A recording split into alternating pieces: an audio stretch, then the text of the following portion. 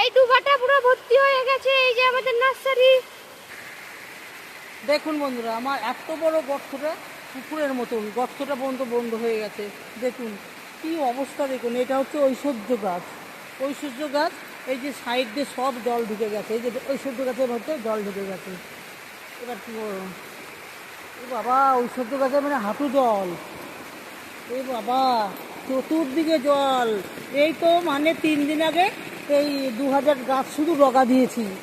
হ্যাঁ, শুধু ডগা কেটে দিয়েছি, না শিকড় করেছি না কিছু করছি। নগদ একদম 1000 টাকা বিক্রি করছি 2000 গাছ। হ্যাঁ, এটা শিকড় না করলেও বিক্রি হয়, কিন্তু কি করব, দেখুন সব এই যে চালিতে জল দিয়ে যাচ্ছে।